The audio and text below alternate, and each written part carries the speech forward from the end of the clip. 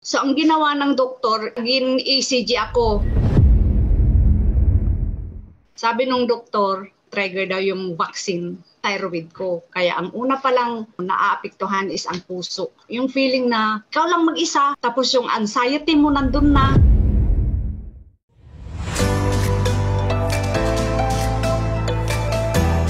Ako po si Berna Asuncion Leo, 52 years old. Nandito po ako ngayon sa Malaysia, Kuala Lumpur. 23 years na po ako dito sa Malaysia ngayon. Bali ako, nakapangasawa po ako ng Chinese Malaysian po dito sa Malaysia. 2007 kami na kinasal. Trabaho po niya, isa siyang supervisor sa isang company, sa quarry company. Ngayon, meron po kami isang anak. Bali, nasa first year high school na po siya ngayon. Mula nung pandemic, talagang hirap talaga kami kasi nawalan ng trabaho yung asawa ko nung pandemic. Almost 3 years din yun, nawalan ng trabaho. Meron naman po siyang savings, kumbaga budget na lang po. Year 2000 po, nalaman ko po na meron po akong non-toxic goiter, thyroid condition po. Once na umiinom ako ng coffee noon, doon ko malalaman na parang hindi ako hiyang. Parang iba yung kaba ng dibdib ko. Hindi ko naman alam po na ganun din pala ang effect pag meron kang thyroid. After few years, umuwi ako ng Pilipinas. The year 2000, nag-apply ako dito sa Malaysia as a katulong, domestic helper. Natapos kong kontrata ko doon sa amo ko, doon ko naman na-meet yung asawa ko. Nung pagbalik ko dito, nag-asawa kami. After ko nanganak doon sa anak ko, lumubo konti yung thyroid ko, yung lump na sinasabi. Kahit malayo nakikita mo. Dumating ang COVID, kailangan lahat mag-vaccine. Unang vaccination ko nung 2021.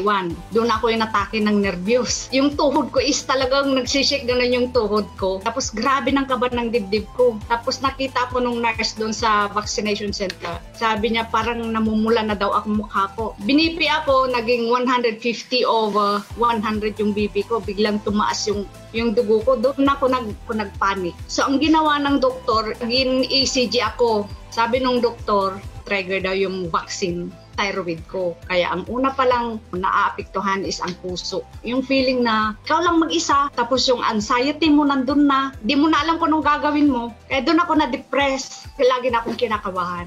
So sa awa naman ng Diyos, may dala-dala akong barley. Yun na lang ang lagi kong iniinom. Hindi ko alam na yun pala ang nagpapakalma sa akin. Mabuti na lang at umiinom ako ng barley. Lagi akong umiinom since 2021. Pag nararamdaman ko na medyo lumalakas na yung kabog ng dibdib ko, inom na kagad ako ng barley. Seconds lang po after ko uminom, kumakalma na po ako. Imagine, mula nung 2021 na nag-vaccine ako, ito lang ang nakakatulong sa akin. Ito lang po nakakatulong sa akin, yung JC Organic Barley Juice. Ito na lang ang iniinom ko. Pag once na nararamdaman ko na umaatake na yung anxiety, iinom na kagad ako. Kasi pag may anxiety ka na, kahit nasabi mong nasa utak lang, pero umi-effect po yan sa whole body, lalo na sa heart. Kumakabog na po kaagad yan. So pumunta ako sa doktor.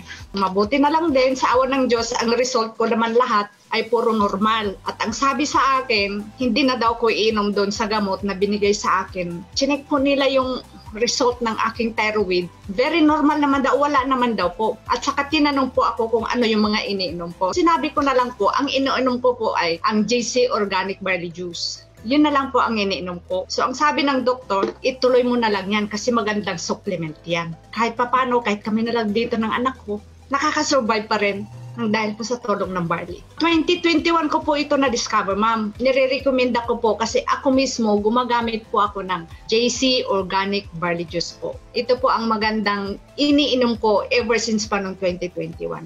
Ang natutunan ko po is, alagaan po natin ating sarili. Pag may nararamdaman kayo, kahit kunti lang sa sarili niyo, magpa-check po kayo.